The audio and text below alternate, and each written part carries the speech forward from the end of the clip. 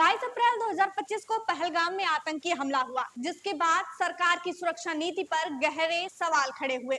इसके अलावा जब ऑपरेशन सिंदूर शुरू हुआ और कुछ ही दिनों बाद सीज फायर हो गया, तो उस समय भी मोदी सरकार की काफी आलोचना हुई।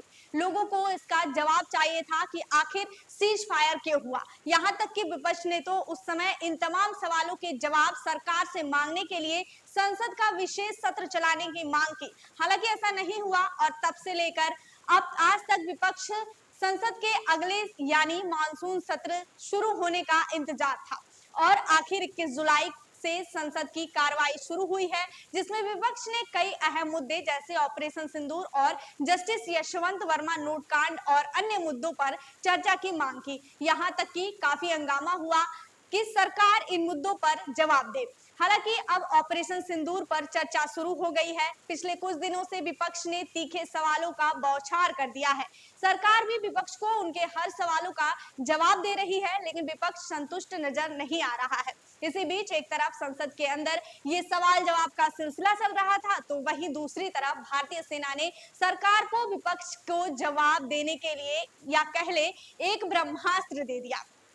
28 जुलाई को पहलगाम हमले से जुड़े 3 आतंकी ढेर हुए, लेकिन इस पर भी सवाल उठे। अखिलेश यादव ने कहा कि आखिर ये आतंकी इसी समय क्यों मारे गए। इसके अलावा प्रियंका गांधी ने कहा कि कुछ आतंकी संगठन पहले से बने हुए थे और उन्होंने कई बार भारत पर हमला किया, लेकिन बीजेपी सरकार ने उन्हें 2023 में आतंकी संगठन घोषित किया। इसके अलावा राहुल गांधी ने कई तीखे सवाल किए। वहीं उन्होंने तो पीएम मोदी को इस बात पर घेरा कि अमेरिकी राष्ट्रपति डोनाल्ड ट्रंप 29 बार यह कह चुके हैं कि उन्होंने भारत पाकिस्तान के बीच सीज फायर करवाया, लेकिन प्रधानमंत्री जी ने एक बार भी इसका जवाब नहीं दिया। यहाँ तक कि राहुल गांधी ने नरेंद्र मोदी को खुली चुनौती दे दी कि प्रधानमंत्री सदन में आकर इस बात पर जवाब दे। हालांकि पीएम मोदी सदन में आए और राहुल गांधी के उस सवाल पर जवाब दिए, वो यह कहते हुए कि किसी देश ने उनसे सीज फायर की बात नहीं की। जी, दुनिया के किसी भी नेता ने भारत के ऑपरेशन रोकने के लिए नहीं कहा।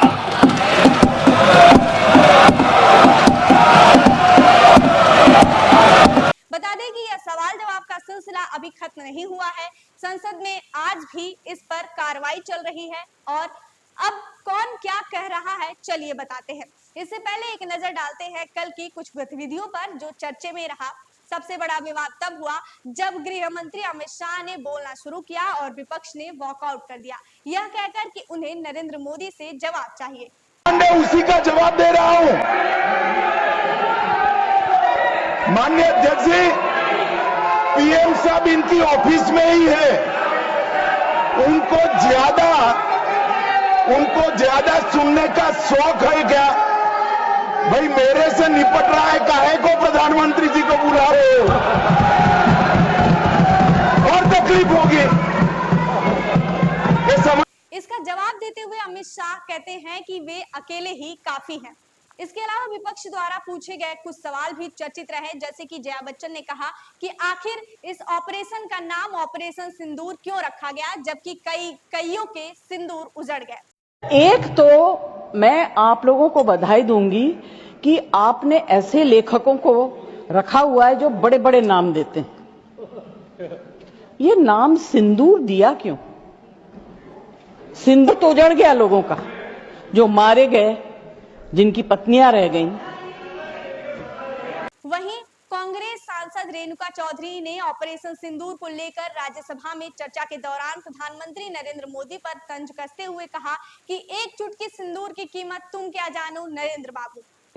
मैडम, वो क्या डायलॉग था जिन्होंने कहा, कौन सा सिनेमा का, कि एक चुटकी सिंदूर का कीमत तुम क्या जाने।